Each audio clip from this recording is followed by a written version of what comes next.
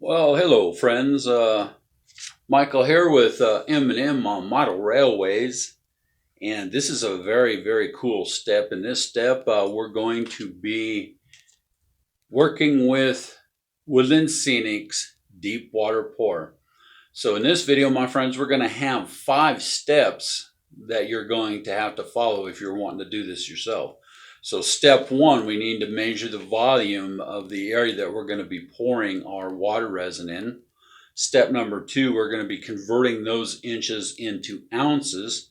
Step number 3, we're going to convert ounces into milliliters because that's how the cups work. We'll show you that in a little bit. And step 4, we're going to be preparing to pouring 1, 3, and 4, not 2. I'm going to show you that here in a minute when we go out to the train room. And number 5, we're going to be pouring those 3 areas. So let's go to the train area, which is in my living room, and let's get started on the first 3 steps of this video so you get an idea of how you have to do this if you're planning to do this for your model train layout or a gaming layout or a diorama that you're thinking about building. I'm pretty excited for this because this step has to be done before I can secure my railroad tracks to the layout over the top of the river bridges so I can start my roads, my highways that are going to go over the tracks. So this is a very important step for me. This is allowing me to be able to get the river done so I can move towards running trains around my loop. So let's head into the living room and let's take a look at what we got established in there. Why don't you go with me? Well, this is an exciting step because I always do these introduction videos in my office. And as you can tell, we're leaving my office and heading around to the living room area. There's the train layout.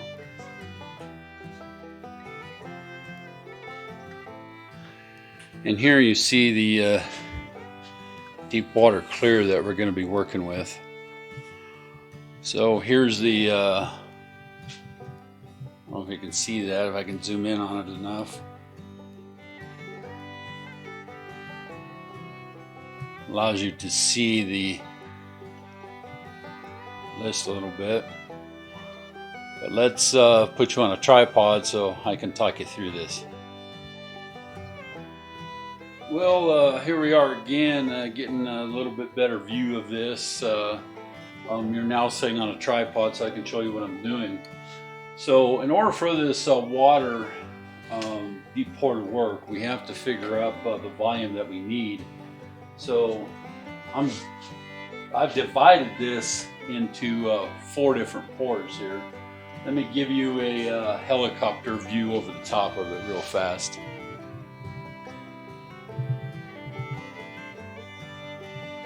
So you see right there, from the outside edge to the beginning of this bridge is pour number 1. This is pour number 2 right here.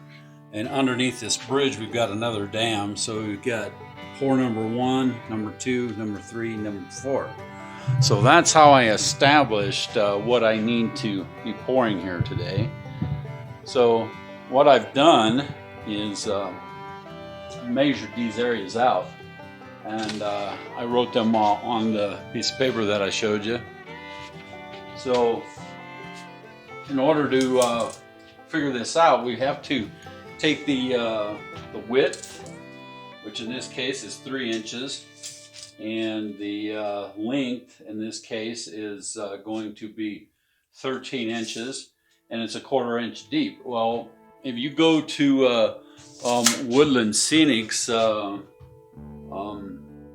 website and go to their free apps, you'll be able to pull up your water resin area, and you can calculate how much volume you'll need in your areas. So you'll get the ounces by doing your width, your length, and your depth. And so that's how I came up with this. And so what you need to do after that is convert your ounces into milliliters, and I'm going to show you how I did that here in a minute. So why do we need to convert ounces into milliliters? Well, let me show you what I got here. So for pour number 1, which is this first area right here, I've got 6.23 ounces. Okay. The second pour, I've got 135 milliliters. And so I just converted it over. I didn't figure like I needed the ounces anymore. I had to write it down on another piece of paper. So let's take this one into consideration. This one here, when you divide the measurements, this is 6.23 ounces. So what I did is I went to another calculator diversion software program that diverted my ounces into milliliters. The reason that we have to do milliliters is the cups that put this in there are divided into milliliters, so not ounces. So that's where I come up with my milliliters. So I diverted my ounces into milliliters, so I knew how much to pour there. So we've got 2 cups, okay? And in our package, we have 2 bottles. So one is the water, the deep pour clear water base, and the other one is the activator. So you figure out what measurements that you have, and then you pour that in there to your measurement. Then you figure out what measurement you have on this activator, and you dump that into those lines. Okay, that's what we're going to do. So that tells you the milliliters that we need. And so I'm going to be pouring 1, 3, and 4, and I'm going to be skipping this one because first of all, I only got 12 fluid ounces, and according to this, I need more in order to finish this out. But I have a stream to do and I have an irrigation ditch to do, so we'll be okay on that. So what I've done is on my paper here, I've figured up on these 3 pours that I'm going to need 225 milliliters of this, which is 210, which is about right to here, okay? And then I'm going to need 112.5, so 100 is right here, so I'm just going to go a little bit above that with my hardener, and that's going to be for these 3 pours. But before I pour those, what I need to do is I need to remove everything above the river so I have a clear access to it. So let's do that right now. So I'm basically going to clear everything off of the top of the layout that's intervening with removing the track. So I'm going to just do that while you're all watching me, and we don't want to damage the wooden bridge. This is the second wooden bridge my wife made. You'll be seeing that in an upcoming video. Well, now I'm going to take this whole section out. So what I want to do is I just want to lift this up here and take this bridge out, that up there, and then I'm going to take this track and separate it from my layout. All right, that track is separated. Now I'm going to do the same thing on this side. I'm going to separate this track as well. Lift up and turn it sideways, and then I can take my bridge out of there as well. So I'm going to go take these and put these in a better protected area because I don't want to get chance of breaking anything or getting any resin over it. So this connector has my wire connectors in there. That's going to stay. So now that you know what it looks like with everything off of there, let's go mix this up and get ready to go. One thing I need to talk to you about is I put yesterday I put a double layer of masking tape here, and I just used some basic wood glue and I glued a pretty heavy coat around there, and I'm waiting today to pour it so I have enough. And then also back here I did the same thing. What I did on the inside of it to kind of give it some additional protection is I dumped some clear glue on the inside of it, and that should keep my resin from coming out. So that's what I'm hoping to accomplish, but I'm going to be doing a really good observation of everything to make sure that we're good and that we're not going to be making any mistakes on anything. So let me move this truck out of my way, and let's go see what all is in that bag, in that box we got. All right, I now have you in my kitchen area where I'm going to be mixing the stuff at. So let's look and see what's in this box. As you know, we have our water base. We have our activator. We have our 2 cups, and I put the decal on there. It says put it all the way up to the bottom of the thing, and as you can tell, I did that on both cups. And we have a pretty intense instruction kit here. I've already read it. I watched videos on TV. We have 2 mixing sticks. We have a bag. I'll show you what we're going to do with that in a minute. Then we have 4 pairs of rubber gloves. So they say to wear them because it gets messy. So what it says to do is it says in your instruction sheet here to finish the under part of the layout to seal it so nothing gets into it. I already did that. Then it says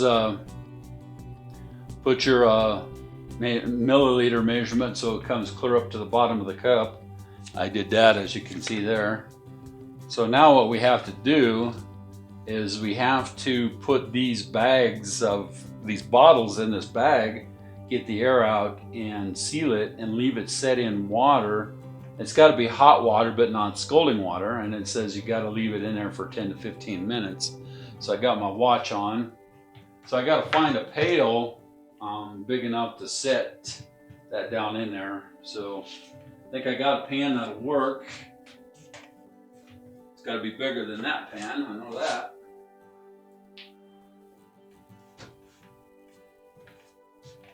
I'll pause the video till I find a pan. All right, pan found. I think that'll work.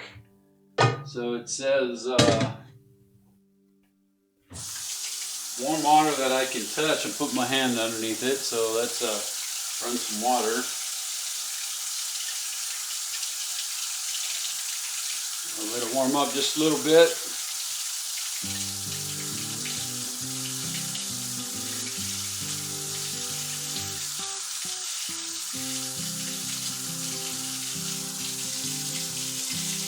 Let that run in there.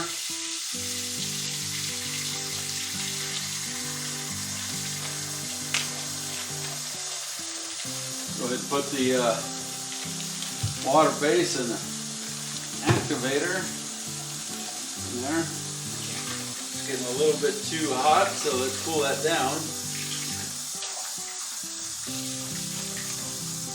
Get all the air out of your bag.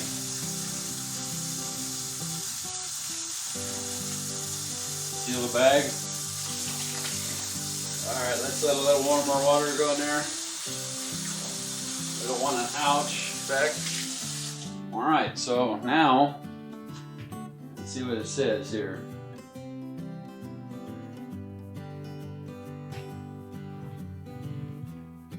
Just make sure the cups of the water base and activator are secured. Place both of the bottles in the suitable plastic storage bag. Remove as much air as possible, then seal. Place the sealed bag of water base and activator in a gallon jug or another suitable container and fill the container with hot water, approximately 120 degrees Fahrenheit. Do not use scalding water. Then it says let it set in the water for 15 minutes. So let's go ahead and get started. 15 minutes.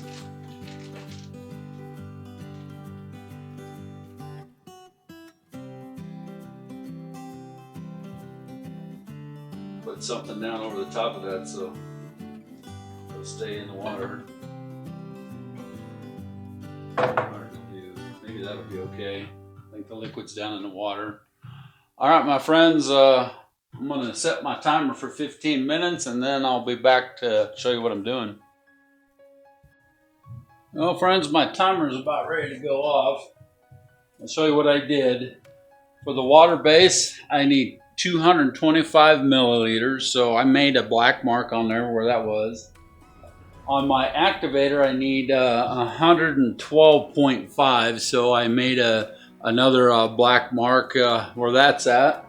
So now I don't have to really squint at it. So once the timer goes off, it tells me to just tilt the bottle back and forth for, what's it say here,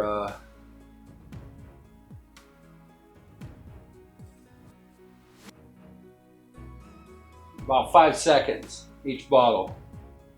Approximately 5 seconds, do not shake the bottle. So slowly tilt the bottles back and forth. So that's what I'm going to do.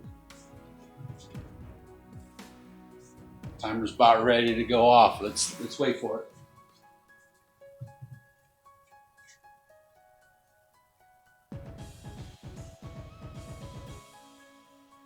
4, 3, 2, 1.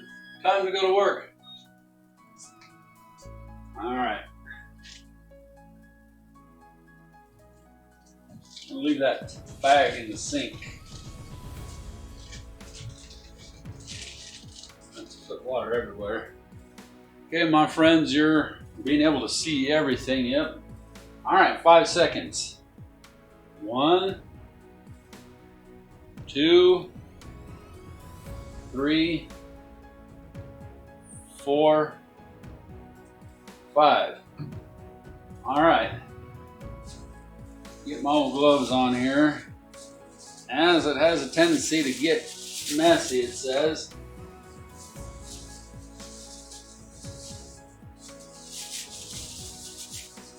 All right, let's open this bottle. And let's dump 225 milliliters in here. It's going to take almost the whole bottle.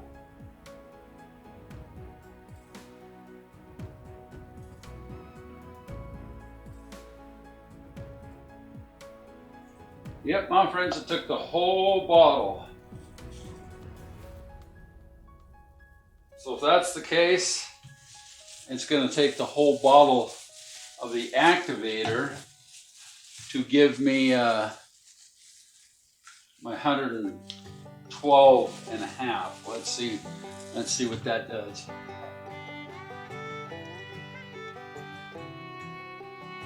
112 and a half. I have just a little dab of activator left. So now it says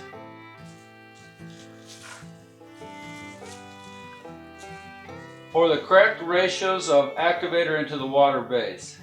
Okay, so I got the water base here, correct amount of activator.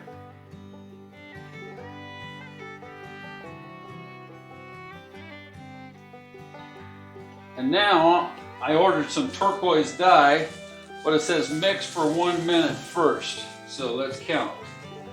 1001, 1002, 1003, 1004, 1005, 1006, 1007, 1008, 1009, 1010, 2013, 2014, 2015, 16, 17, 18, 19, 20, 21, 22, 23, 24, 25, 26, 27, 28, 29, 30, 31, 32, 33, 34, 35, 36, 37, 38, 39, 40,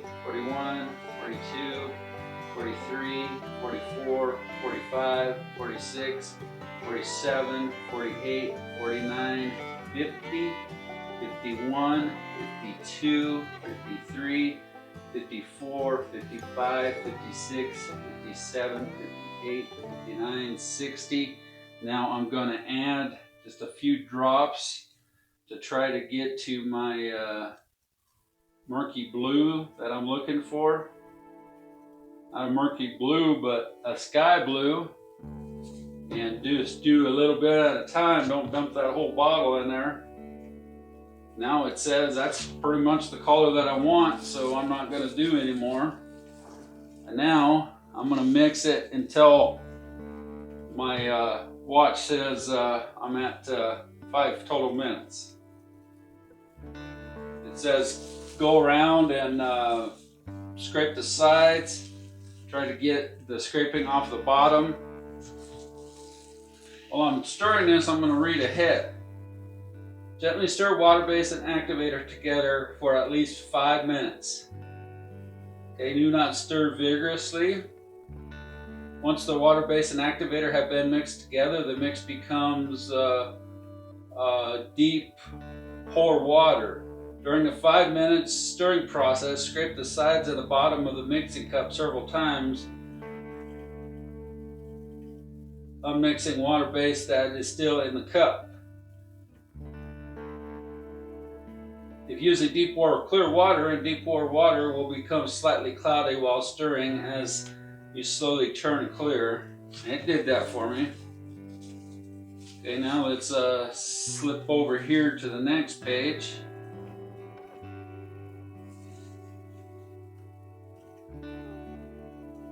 Figure 8. Figure 8.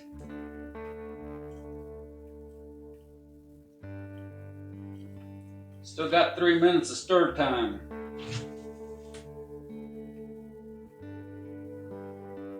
Both current murky types, the deep water will become thinner during the stirring process. It is.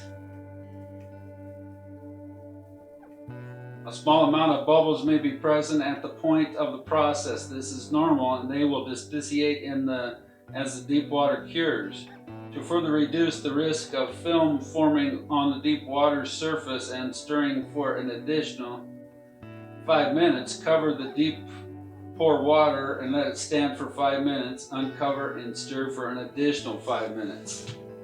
My friends, that's a lot of 5 minutes of stirring. I've got basically 2 more minutes to go. It's going to make a nice blue water for me. Let me turn that down. There you go. There you go. Just gradual stir it until it gets to 10:30 on my watch. Gradually stir it. Gradually stir it, it says.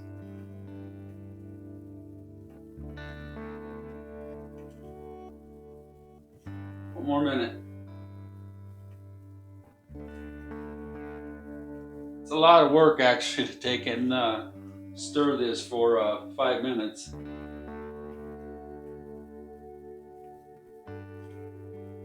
Alright, my friends, now we have to cover it for 5 minutes.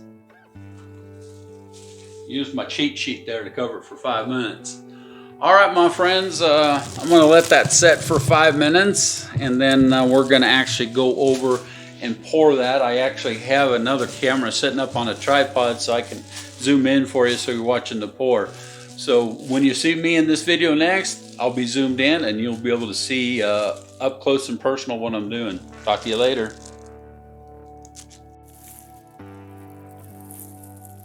Okay, my friends, we're got 1 minute remaining on the stirring time.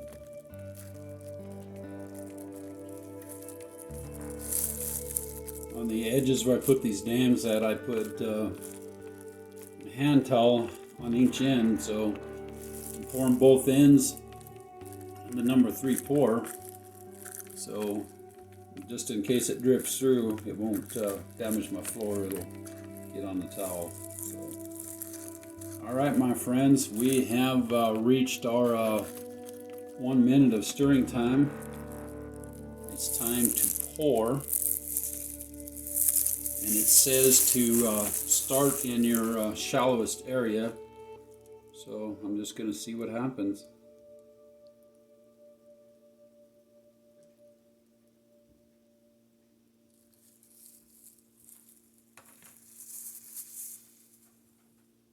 It says it finds its own level. And since we have rocks in here,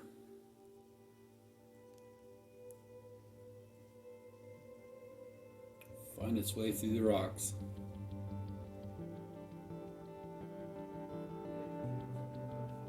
I did.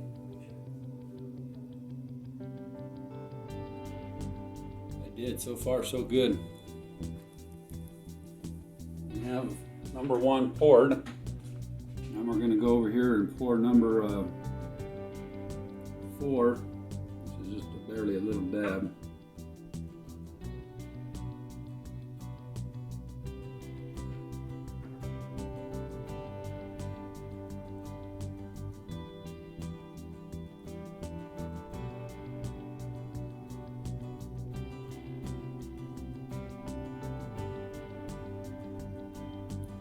Pour up to the top of these little dams I put in here.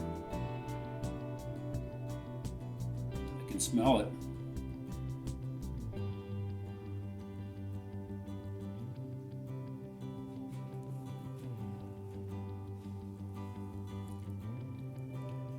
I think we might have enough to pour this middle.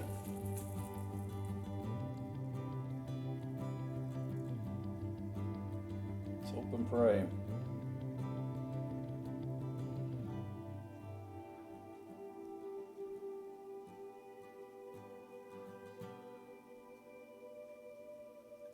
We got her done, people.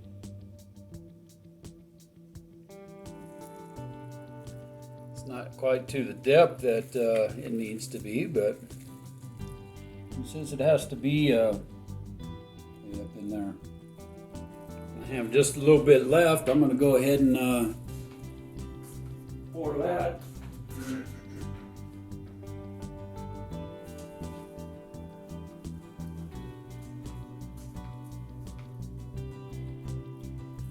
We've done it, my friends. Stump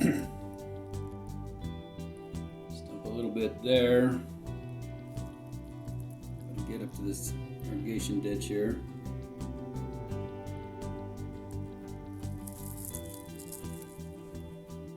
I'm liking it. Dump some more right here so it hooks up into that dam area. Bit of water. Let's go right there.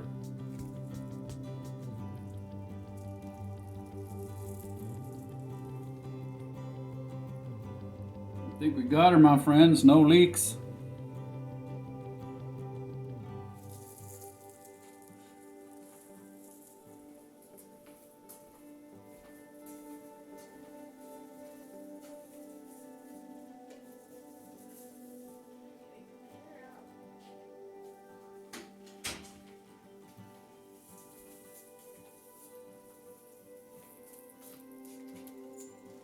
Well, there's the pour, my friends. I don't see a lot of bubbles in it. That's pour number 1, pour number 2, pour number 3, pour number 4. And so far, no bubbles.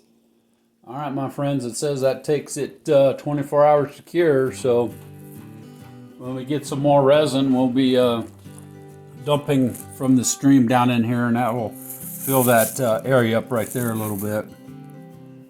But that gives us a view of what it looks like. I made it up to the top of my little dams. That's what I want to do. This one here needs to go a little bit deeper, but it'll fill in okay after the bridge is put on there. All right, my friends.